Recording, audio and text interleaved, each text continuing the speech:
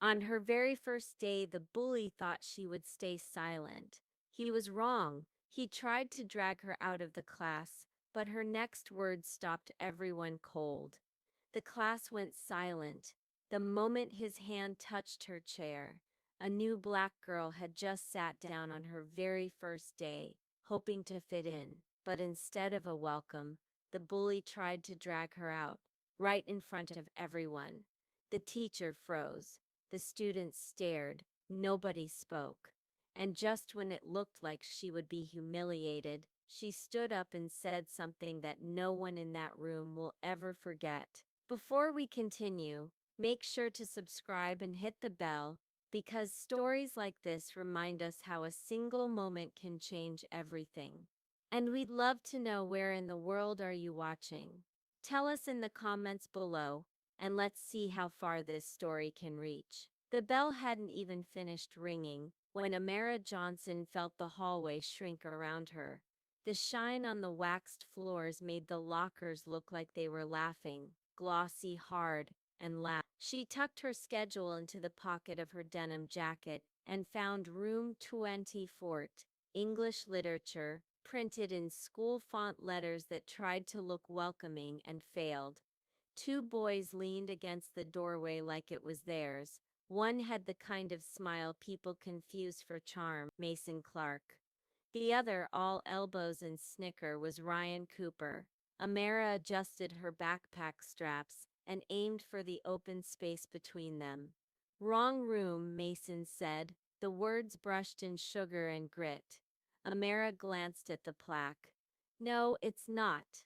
Ryan's eyebrows hopped. Oh, so we've got a reader. She held her line. Excuse me. Mason didn't move. He let his gaze run over her like she was inventory. The braid over her shoulder, the brown of her skin, the small scar on her knuckle from a bicycle fall. He wasn't looking at a person, he was sizing a target. Hey, he said, my cousin sits in the second row, third seat. Tradition, don't mess it up.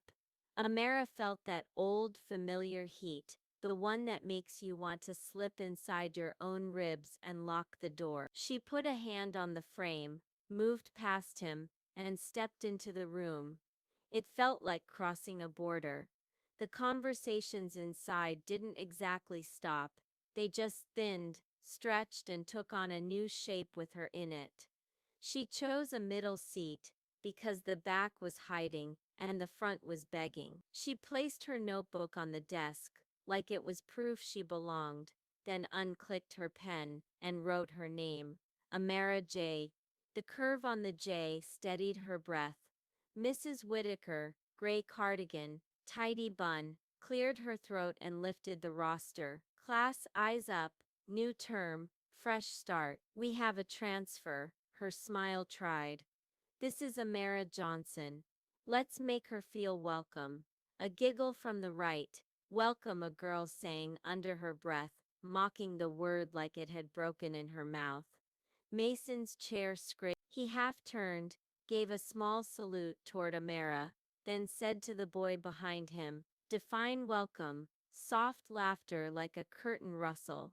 The teacher didn't hear it, or pretended not to. Miss Whitaker launched into an opening about the semester theme, belonging in literature, how characters search for place identity and voice. The irony sat like a neon sign no one wanted to read. As she spoke, Mason stretched his leg under the aisle and hooked his sneaker around the back leg of Amara's chair. It was casual, easy, the kind of small violence people excuse as joking. Amara's chair nudged backward with a squeal. Her notebook slid 2 inches. She put her palm on the desk to anchor it and didn't turn around. Stop, she said, low, without looking back. Mason's voice brushed the air. You're in my cousin's seat. Amara blinked once, twice. Is it assigned seating? It is now. Ryan snorted like he'd been paid. The sound rippled, then died. Amara tightened her grip on the desk edge. Her mother's dawn words flickered across her memory. They don't get to decide your worth. She glanced toward the front. Mrs. Whitaker typed something into the computer. The tap, tap, tap too steady, ignoring, delegating the moment to time. Mason gave the chair another tug. The metal feet whined across tile. Amara's knee knocked the underside, a quick pain like lightning in bone. She kept her back straight, her breath pressed against the inside of her chest, like wings against glass. Focus, please, Mrs. Whitaker said, into the room, to everyone and to no one. Amara's pen snapped, a clean, sharp pop that shouldn't have been that loud. The broken plastic bit her finger, a dot of red, well done. She watched the bead form, bright against brown skin, and the world narrowed to the size of that point. She set the pen halves side by side with deliberate care. Hey, a girl 2 seats over whispered, eyes on Amara's braid. Is that your real hair? The question hung with the same weight as someone asking if her name was real or if her house was real. Amara didn't flinch. Yes, she said, and turned, finally, to meet Mason's gaze. His smirk warmed. He'd wanted a look at her eyes. Bullies always do. They want to see if they've found the seam where you come apart. Last chance, he said. Move. Amara's voice didn't rise. No, her spine found the line it had been searching for since dawn. Not a grand speech, just the small, tough dignity of one syllable that refused to bend. Mason leaned back like he had all the time in the world. Okay, he said lightly. Okay. Minutes crawled by with the weight of wet wool. On the board, Miss Whitaker wrote the words, voice, place, body, and circled them, an accidental diagram of the moment unfolding, 3 rows back. Amara felt her heartbeat find the shape of each word. Then it came again, Mason's sneaker, the chair leg, the tug. This time harder, her desk stutter, her backpack swung into her calves. She braced. The room made that collective gasp humans make when they want to pretend they're not watching. Enough, Mrs. Whitaker said, now too soft, too late. Amara didn't stand. Not yet. She set one hand flat on the desk and the other on the chair, and she held herself in place like a tree holds a hill from sliding into a river. Mason's shoe pressed, pressed, pressed, then released. He wanted a spectacle, tears, a scene, the sound of her scraping humiliation across the floor. He wanted a story where he was the author and she was the punchline. When she didn't give it, he decided to write a new one. A shadow crossed her desk, his hand, fingers pinching the strap of her backpack. The crude intimacy of someone touching what you carry. Hey, he said, sings housekeeping. Amara lifted her eyes to his wrist. Pale, tiny blue veins like rivers under glass. She remembered her mother's hands teaching her how to thread a needle, how to take hold of something delicate and not break it. She caught his wrist. Not hard, not a fight, just a clear human boundary. Don't touch me, she said. Something not fear, not yet, flickered across Mason's face, surprised that the object had become a person in his hand. Or what? He smiled. Or you'll learn there's more strength in stillness, Amara said, voice even, than in hands that harm. The room tilted, not physically, but the air leaned toward her. The second hand on the wall clock ticked with heavy clarity. Somewhere in the hallway, another bell rang for another class that wasn't learning anything as raw as this. Amara, Mrs. Whitaker began.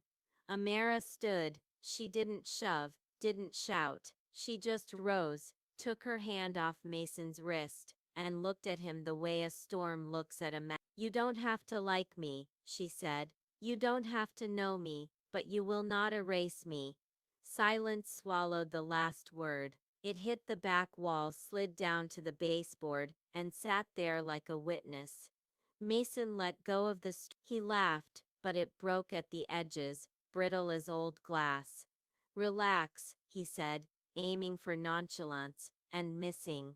We're just, no, Amara said. You're not. She sat back down.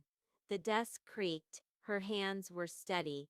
The room wasn't. That was the first small, precise wound of the day. The one that didn't make her smaller, the one that made the room see its own shape. The lesson on the board said, belonging is contested. In the third row, a girl had just defined it better than the textbook ever. 5 minutes can take a life apart by inches. The classroom pretended to return to normal.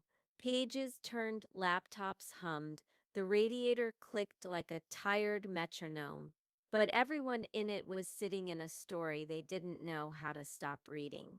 Mrs. Whitaker faced the board like a penitent, marker squeaking as she underlined voice twice. We'll start with Baldwin, she said, her tone too bright. Place, identity, the body in public space, especially when people don't belong, Mason murmured, a whisper with a microphone inside it. Ryan coughed laughter into his sleeve. Amara wrote the date at the top of a fresh page, September 8. The numbers help. They made time a thing you could box. Under it, she wrote a sentence her mother loved. Hold your line. A girl 2 seats over, shiny lip gloss, brave only in groups, leaned toward her friend and stage whispered, "She looks mad." Another voice from the back. "She's acting like the main character." Amara didn't give them her eyes. Attention was a currency she wasn't going to spend on debt. Her thigh ached where the desk had slammed into it. The throbbing came and went like a low tide. She reached into her bag for a fresh pen. Her fingers brushed the soft, empty place where she usually kept her mother's bracelet. She didn't wear it on school days, dress code rules about jewelry, safety concerns, all the language that made people like her tidy enough to take. The absence hurt in a different way now. You don't have to be loud to be strong, her mother had said that morning, sliding a plate of toast toward her before sunrise. But you do have to be clear. They'll make you prove you belong. You don't have to. You belong because you're here. In the present, Mrs. Whitaker split the room into pairs for a brief discussion. Define belonging, she instructed, in your own words. Desks creaked as chairs angled. The girl next to Amara looked at her like she was holding a live wire. Do you, want to? We can, Amara said gently. The girl hesitated, then whispered, almost apologizing for the word itself. Belonging means when no one tries to push you out. Amara nodded once. That's a start. Across the aisle, Mason swung his sneaker against the leg of his desk, slow, rhythmic. He wasn't trying to be subtle now. He was trying to build a drumbeat that would get into the bones of the room. Ryan leaned toward him. You're gonna get Saturday school, Mason smirked. She won't last a week. The phrase landed like a rock in Amara's stomach because she'd heard it before. She won't last. Different girls, different towns. Same chorus. She closed her eyes for a breath and saw a flash of her old cafeteria tray clattering to tile, milk blooming in an ugly white flower. Another day, another boy, insisting her hair was a question only his hands could answer. The assistant principal later, voice low and reasonable. Boys will be boys, just sit elsewhere next time. The past was a mouth that liked to chew. Amara opened her eyes to the present. Liam Turner, quiet, lanky, hoodie with frayed cuffs, had been watching the whole time. When she looked up, he dropped his gaze, then lifted it again like it weighed something. He was the kind of person who had words and couldn't always get them across the canyon to his throat. Do we have volunteers? Mrs. Whitaker asked. A hand rose from the back. Belonging is when the room doesn't make you beg, the student said, half joking to deflect the risk of saying something true. Good, the teacher said, relieved to be moving. Excellent. Mason raised his hand. A theater kid performing cruel. Belonging is assignment by tradition. He pointed lazily at the second row, third seat. Seats matter. A ripple of amusement. The class wanted to be entertained more than it wanted to be decent. That's how it always begins. Focus, Mrs. Whitaker said, sharp now. Enough. Mason leaned back, spread his hands, innocent. The room felt the temperature of his confidence and took its coat off. The periods stretched. The clock hands crawled like they had sand in their gear. Amara kept her eyes on her notes but let her ears map the room. A pencil drum roll, a breath caught on a half laugh, the radiator tick, the static of someone's overused binder ring. These two belong in the story, she thought. The background noises of a place that pretends it isn't hurting you. When Mrs. Whitaker distributed a one-page Baldwin excerpt, Mason let his copy fall onto Amara's desk with a little slap, then left his hand there a beat too long, fingers splayed, claiming space that wasn't his. Amara slid the paper toward her without touching his skin and began reading. You think your pain and your heartbreak are unprecedented in the history of the world, but then you read, the paragraph opened. Her throat tightened, not because the line surprised her, because it met her at the exact place she was standing. She underlined, your heartbreak are not unprecedented, she added in the margin, so don't let it unmake you. Mason leaned, his breath too close. Underline, go back where you came from, he whispered, pleased with his own script. You don't get to write in my margins, she said, not looking at him. Calm wasn't performance anymore, it had become body memory. Ryan, fed by the attention the way a spark eats kindling, said under his breath, maybe she'll cry if we. Mrs. Whitaker finally pivoted, authority finding her spine. Ryan, enough, Mason. Eyes on your own papers. She held Mason's gaze a beat longer than comfortable. Last warning. The class stilled. It wasn't the intervention Amara needed an hour ago, but it was friction against the slide. Mason smiled. Teeth, no warmth. Yes, ma'am. When the teacher turned away, he nudged Amara's backpack again with his shoe. Not hard, just a reminder that the story hadn't ended. Amara closed the Baldwin, folded her hands over it, and let herself feel exactly 1 second of rage, so pure it made the lights in the room sharper. Then she put the rage down like a hot pan and lifted her chin. Last chance, Mason said softly. Move. No, she said. Then I'll help. He reached for the chair back. The sound it made on tile cut the room open. Every desk went still. Every breath got measured. On the board, voice underlined twice looked like a dare. Let go, Amara said, the 3 words shaped like a doorframe. Or what? He echoed, ritualistic now, almost bored, the line he loved to feed people so he could watch them choke on it. Or you'll learn what you didn't come here to learn, she said, and the class hadn't seen her height until then, hadn't seen the way standing gathered her, pulled all the scattered pieces of her into one clear line. Mrs. Whitaker, she said without turning. Are you watching? The teacher's voice came slow. I'm here. Then be here, Amara said. It wasn't disrespect. It was an invitation dressed as a demand. It was the student giving the adult a chance to keep her job the way it was meant to be kept. Mason's fingers loosened. His face was a storm cloud that hadn't decided whether to hold or pour. He expected to be the weather. He hadn't expected to be the forecast that was wrong. The room tried to move forward on the rails of the lesson. It couldn't. They were somewhere else now, a place inside the school, where the walls remembered things students forgot. And in that new geography, Amara chose her place and sat back down on purpose, like a queen returning to her chair.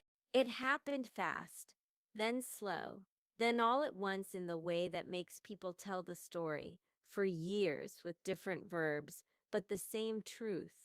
Mason decided to end it, or to win it. Same thing in his mind. He stood, scraping his chair back with a screech that made Ryan grin because noise is a kind of applause.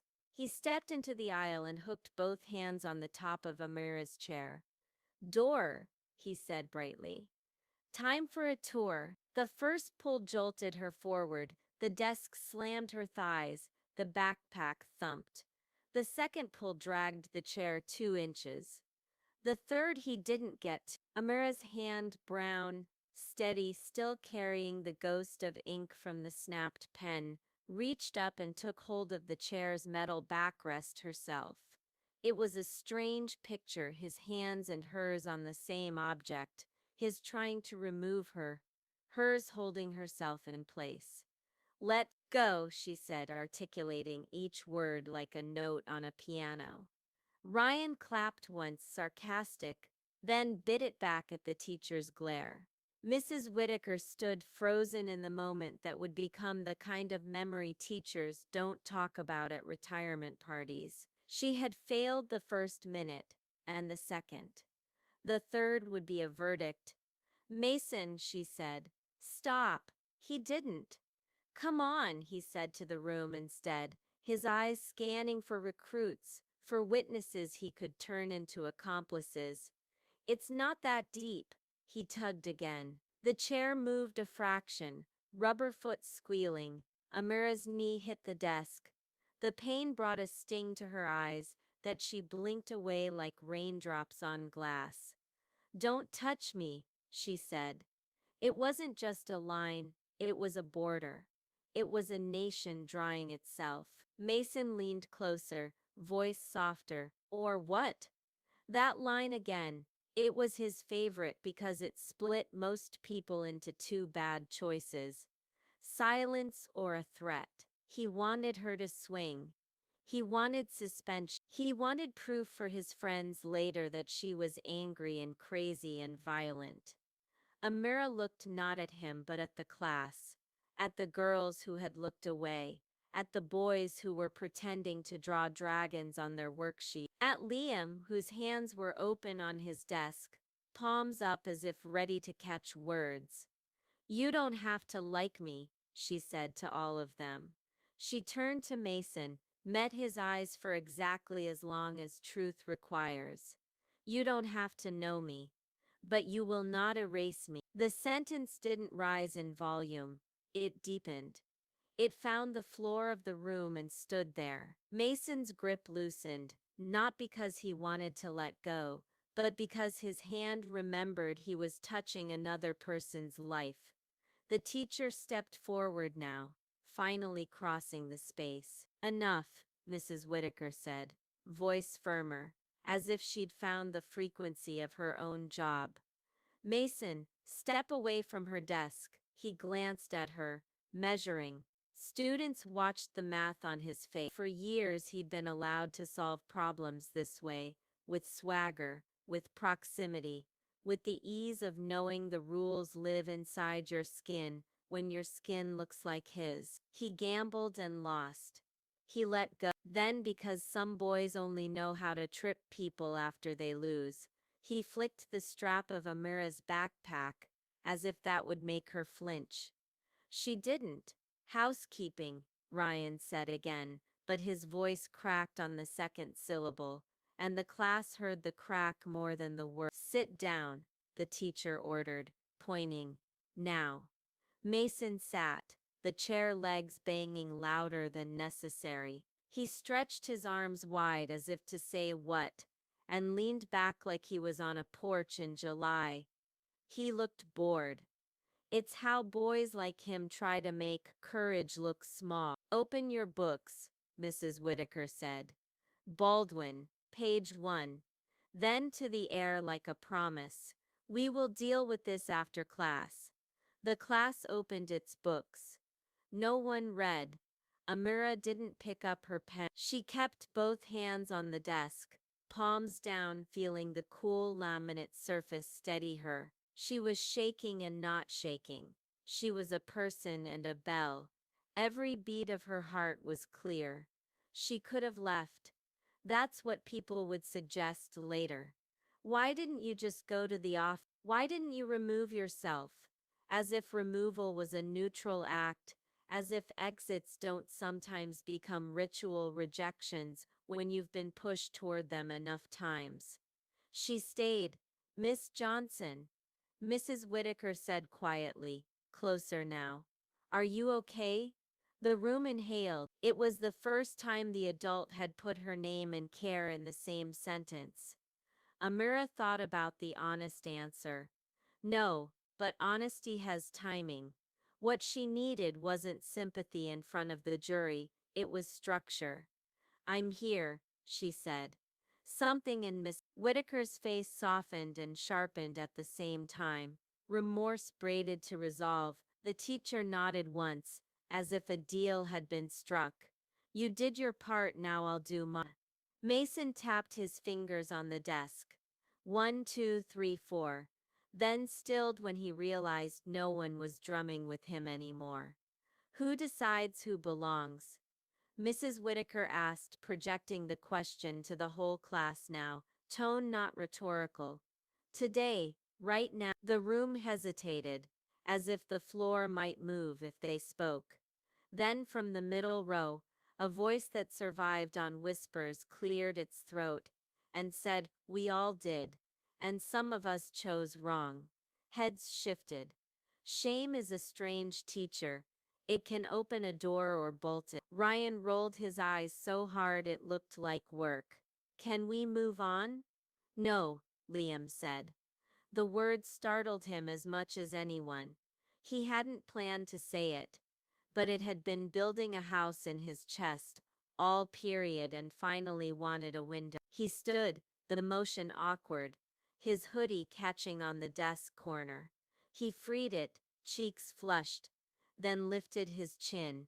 That was assault, he said, voice shaking but not weak. We all saw it. I didn't say anything when it started.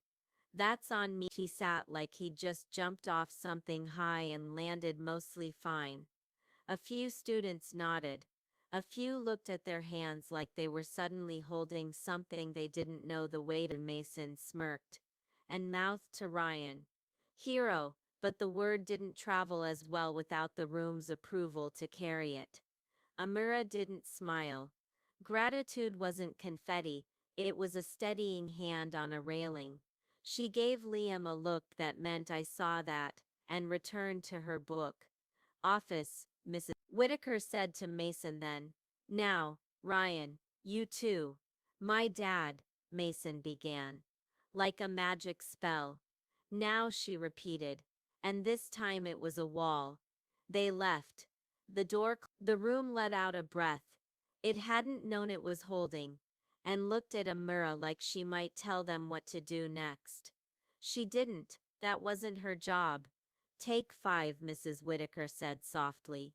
Heads down or when we come back we read. She faded not because she was weak, but because the class had shifted into a different lesson, one the curriculum hadn't printed. 2 girls approached Amira's desk, moving like people inching toward a ledge. Do you need a bandage? The first asked, nodding at the small scratch on Amira's knuckle where the pen had bit her. Amira looked at the dot of dried red, surprised it had become symbol without her noticing. I'm okay, she said. Then, because okay is a circle not a straight line, added, thanks. The second girl swallowed. I didn't say anything. You're saying something now, Amira said. That's a start. Liam slid his notebook across the aisle, torn page on top, in small careful letters. You shouldn't have had to be brave alone. She didn't reply. She didn't need to. She folded the note once and tucked it under Baldwin, like a bookmark for a chapter she intended to read twice. When the bell finally rang, it didn't save anybody. Bells don't. People do. The class stood in clumsy choreography, chairs bumping, backpacks swinging. Amira rose slowly, knees reminding her what they'd done. She lifted her bag, felt the ghost of Mason's fingers on the strap, and brushed it off like dust. At the door, Mrs. Whitaker met her. There was something like apology in her eyes. The adult version, the kind that doesn't demand reassurance from the child it failed. I should have stepped in sooner, she said. Yes, Amira agreed. Not cruel, just true. Then, thank you for stepping in. The truth sat between them like a small living thing. The teacher nodded. The student nodded. The day moved on, and the story everyone would tell later wouldn't be the one Mason wanted, that he dragged a girl out of a room. It would be the one that actually happened. A girl stayed, and the room learned what that meant. The hallway after the bell felt like traffic after a crash. Everyone rubbernecking, no one admitting they were looking. A couple of kids from chemistry asked someone from English what happened and got a shruggable myth in return. Stories multiply in open air. The true one stayed with the people who had felt the desk vibrate through their own bones. In the next period, the desk still held the heat of bodies that had chosen or refused to choose. Liam slid into his seat 2 rows from Amara and stared at the grain in the laminate like it might answer for him. He had said one brave sentence and felt like he'd taken out a loan with his future self. Courage is expensive. It demands payments you don't always expect. Miss Whitaker returned from the front office with a sheet of paper in her hand, face composed into the expression teachers wear when they are both the messenger and the bridge. Before we begin, she said, I need to address what happened last period. Eyes flicked up, down, away, back again. The classroom sounded like nothing but breathing and a single locker down the hall slamming too hard. What occurred was harassment, she continued. It was unacceptable. It violated our policies and our shared humanity. Consequences are being administered. Somebody whispered, suspended, and someone else whispered back, probably not. Mrs. Whitaker set the paper on her desk, fingers resting on its edge as if to keep it from flying away. I am also going to own my part, she said, the words careful and blunt at once. I didn't intervene quickly enough. That matters. It won't happen again. The room shifted. A tiny exhale, the sound of something clicked one notch toward right. Accountability doesn't erase harm, but it changes the ground you're standing on. A girl in the back, dark sweater, chain at her neck, raised her hand halfway, then let it fall and spoke anyway. It's not just policies, she said, voice flat with the effort it takes to speak truth in a room that might laugh. It's the feel like the room picks sides even if no one says it out loud. Thank you, Mrs. Whitaker said. You're right, she scanned the rows. You'll see some changes. We'll talk about them. And for today, we're going to do what this class is supposed to do. Read, speak, and try not to let fear make liars of us. No one clapped. The assent was quieter than that, pencils positioned, shoulders settling, eyes agreeing to stay open. At lunch, Amara took a table on the edge of the cafeteria. She'd learned the skill of the half-inch space near enough to the hum to be part of the day. Far enough to breathe. The smell of pizza grease and oranges trailed nostalgia and nausea in equal measure. She tore a piece of bread into small squares and ate one, then another like counting beads. A tray slid across from her. Liam, he didn't sit without asking. He just stood there with the question in his face. Yes, she said, and he sat, relief visible. Silence does a job when it's honest. After a few minutes, he said, the way you stood up, I keep thinking if I had said something earlier. You said something when you did, Amara replied. People pretend time is a straight line. It isn't. Sometimes a sentence arrives late and still stands in the right place. He considered that eyes on the rectangle of pizza that refused to look like food. He's suspended, Liam said after a moment, like a news anchor trying on the words to see if they fit his mouth. How do you know? Office aide told someone who told someone. Amara nodded. Gossip is an ambulance that doesn't check if the siren helps. And Ryan Detention. Restorative circle. He looked like he'd rather be suspended. The corner of her mouth lifted, not joy, just a small upward movement that let her face know it could still make that shape. Across the room, a cluster of kids looked over, hesitated, and then two peeled off girls from English. They approached like deer prey to their own shame. The shorter one spoke first, words tripping over each other. We wanted to say I'm sorry. I laughed at something he said. It wasn't funny. The taller girl nodded so hard her ponytail flicked. I wanted to say something, but you didn't, Amara finished. Not cruel, just true. They winced. Yeah, say something next time, she said. That's the whole thing. Not a speech, just a no. They looked both relieved and burdened, which is how growth fits on a face. Okay, the ponytail girl said. Okay. After lunch, an office aide found Amara in the hallway with a slip. Please come to the counselor's office. The font didn't apologize, but the handwriting beneath did. When you can, no. Counselor Navarro met her with water, a chair, and the kind of body language that doesn't push. Do you want to talk? She asked. I want to keep my classes, Amara said, which wasn't the question and also answered it. You will, Navarro said. You also get to be a person while you do. She tapped a stack of forms. There are supports, both for now and long term. Also consequences for those involved. Today, Mason was suspended pending investigation. Ryan's in a restorative track. We're expanding staff training. She paused. You're not responsible for anyone's learning curve. Amara took a breath that went all the way down. Thank you. You don't need to thank me for doing my job, Navarro said gently. But I'll always take a thank you. They smiled small, like people exchanging a currency that isn't taxed by cynicism. Back in English the next day, the room had shifted a few inches to the left. It was the same room, the same squeaky radiator, the same poster about semicolons, trying to be funny, but something in its geometry had been redrawn.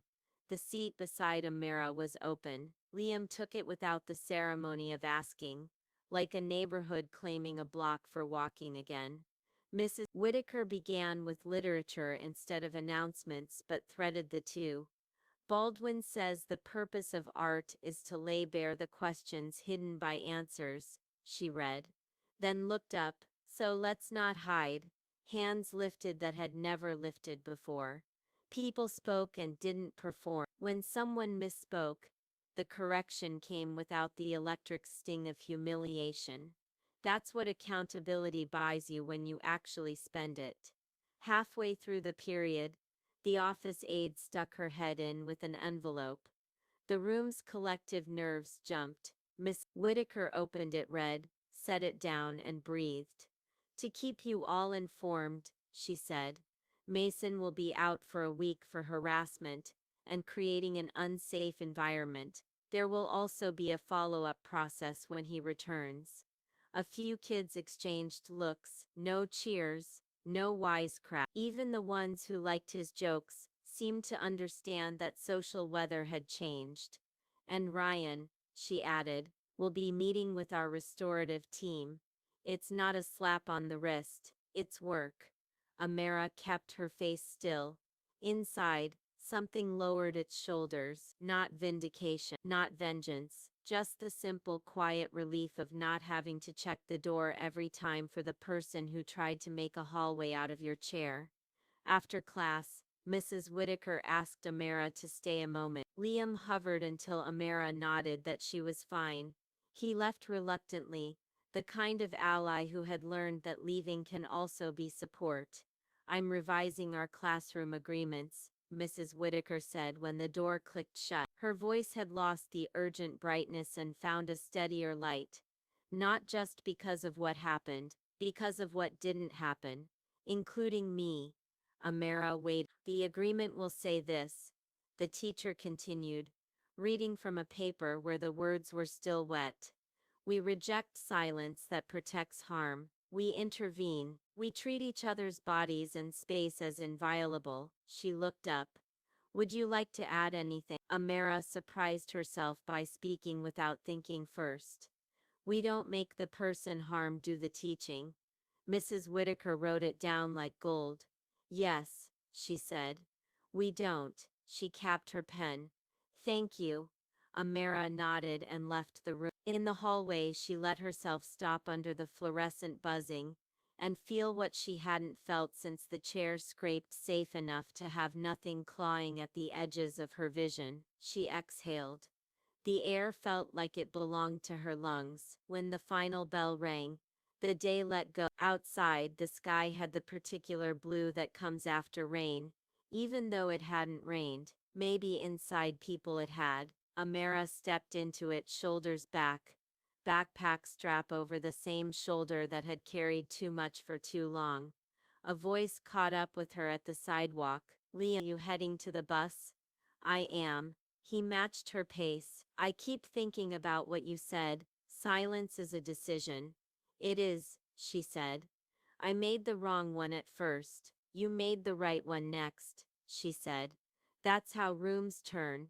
They reached the bus loop. Engines idled. People clustered. Normal returned, not pretending to be the same. As Amara stepped up the bus stairs, she glanced back at the school's brick and glass and thought, you don't get to be mine. But I am here. That's enough for now. Monday arrived in the soft gray that makes people believe in second chances. Because the light is kind. The corridors smelled like pencil shavings and overbrewed coffee. On the bulletin board near the front office, a fresh flyer announced a new lunchtime circle, Voices and Space, a student-led conversation about belonging. The list of facilitators included Counselor Navarro and two seniors Amara didn't yet know. At the bottom, all are welcome, silence welcome too. Presence is participation. Amara paused at the board long enough to let the words land, then moved on. She wasn't ready to sit in a circle where share might be a trap, but she liked that the invitation had been printed in ink that looked designed to listen. In English, the seat beside her wasn't a question anymore. Liam slid into it with a morning that didn't pretend not to know everything. Two girls who had apologized offered quick nods. No one made a speech. The absence of theater was its own kind of restoration. Miss Whitaker began with a quote on the projector. The place in which I'll fit will not exist until I make it. She let the line hover. We're reading Audre Lorde this week, she said. But we're also reading this room. The class wrote for 5 minutes on the sentence. Amara's pen moved without effort. Making a place isn't the same as asking permission. It's a work site, not a welcome mat. She stopped, let herself smile at the metaphor. Her brain had space for metaphors again. Halfway through the period, the door opened and the assistant principal, Miss Hargrave, stepped in. He was the kind of administrator who looked like a retired coach. Tie loosened, capable hands. 2 minutes? He asked. Mrs. Whitaker nodded. The room shrank a millimeter. Authority is loud even when it whispers. Hargrave addressed them like he remembered what it felt like to be a student more than what it felt like to be obeyed. You may have heard about the incident Friday, he said. I'm here to do two things. One, confirm that the student who initiated the harm has been suspended and will participate in a re-entry process that includes learning, accountability, and the safety of this classroom community. To thank those of you who spoke up and those of you who will next time. We're updating our response training. We don't ask students who were harmed to do the teaching. That's our job. He looked directly at Amara, not to single her out, but to recognize without spotlighting. Then he left with a small nod that looked more like a promise than a performance. Back to Lord, Mrs. Whitaker said. But the room had heard the subtext. The adults were actually building the scaffolding this time. At lunch, Amara didn't attend the circle, but she did sit near its open door. Voices drifted, halting admissions. A phrase that stuck. I didn't think it mattered. until I saw it. And Navarro's steady facilitation, accountability is love with a backbone. Amara held her sandwich and let the words pass over her like shade on a hot day. You don't have to step into every space to feel its weather change you. The week moved through its usual choreography: homework, quizzes, the ceremonial panic of a fire drill, layered over the hum of a room recalibrating itself. People tried better. Some failed and tried again. The jokes changed temperature. A boy who used to bump shoulders in the hallway began stepping aside as if he'd discovered the geometry of bodies. Small things, not small. On Thursday, Mrs. Whitaker rolled out the revised classroom agreement. She'd printed them, not just posted them. Paper meant permanence. She read each line, including Amara's: "We reject silence that protects harm. We intervene, even if clumsy. We treat each other's bodies and space as inviolable. We do not make the person harmed do the teaching. We repair when we can, and we accept consequences when we can't." "Questions?" she asked. A boy raised his hand. "What does intervene look like if you're scared?" Liam spoke before she could. "It can be as small as, no, man, you don't have to be a superhero. You just have to interrupt the script." Mrs. Whitaker smiled, like someone hearing her lesson taught back to her by the room itself. "Exactly," she said. "Small, brave interruptions." Friday, Mason returned. The door opened mid-period with that hush that follows an absence. He stood in the threshold a second too long, an athlete unsure of the play, then stepped in, eyes doing quick math on who might be for him, and who might be no one's. Hargrave shadowed him, a quiet chaperone for consequence. "Hold a moment," the assistant principal said gently. "We have a re-entry agreement." He spoke to the class more than to Mason. "This isn't theater, it's clarity." He read: "Mason will be seated away from the student he harmed. He will not speak to or about her. He will participate in a restorative process with staff, and if and only if the harmed student chooses in the future, in a mediated conversation. Any violation of these conditions will result in removal." Mason's jaw worked like he had words and couldn't find a plate for them. "Okay," he muttered. Hargrave nodded once. "Okay." They took seats, Hargrave near the door, Mason 3 rows back, far side. The class breathed again. Amara didn't turn. She didn't give him her face. The absence of her attention was not cruelty but offense. The period passed in normal time. Baldwin and Lord got their due. When the bell rang, people stood and did the shy dance of backpacks and chairs. Mason stayed a beat longer, then approached Hargrave, not Amara. "Progress is sometimes measured in the feet people do not cross." After school, the sky went the color of ripe pears. Amara found the stone bench by the gym where the cypress trees made broken stripes of shade across the concrete. Liam arrived with 2 paper cups. "Hot chocolate," he said. "Figured coffee would make the world too fast." She accepted one. It burnt her tongue a little, and for some reason that small ordinary pain felt like evidence of being alive in a gentle way. They sipped. "I thought I'd be angrier," Liam said. "At him?" "At myself," he said, "for not talking sooner. It felt like the moment had a mouth and I kept feeding it nothing." "You fed it something later," Amara said. "It noticed." They watched the parking lot empty, the last bus cough, the janitor push a bin across the walkway, its wheels stuttering at the same crack every time. Ordinary life had rejoined them, not as an eraser but as a blanket. Someone had shaken out and laid over a bed that had been stripped in a hurry. "Do you ever wish it had gone differently?" Liam asked carefully. Amara thought of all the different, the teacher stepping in at second one, the class voicing no at minute 2, the chair never moving at all. "Yes," she said. "And also, it went the way it went. I can hate that and still be proud I stayed." Liam nodded, relief loosening his shoulders. You know that quote, "We are the ones we've been waiting for." She smiled for real now. Yeah, he exhaled a laugh. Turns out it's exhausting being the one. It is, she said. It's also not a solo. Not if we keep our promises. They finished the hot chocolate. The air had the first hint of evening in it. Amara stood and Liam stood with her. At the doors they parted with a small wave that had joined the species of gestures called friendship. On Monday again, because calendars keep their promises, Amara took her seat, placed her notebook in its usual square at the desk's top left corner, and wrote the date. Mrs. Whitaker opened the period with a bell ringer that made people actually ring.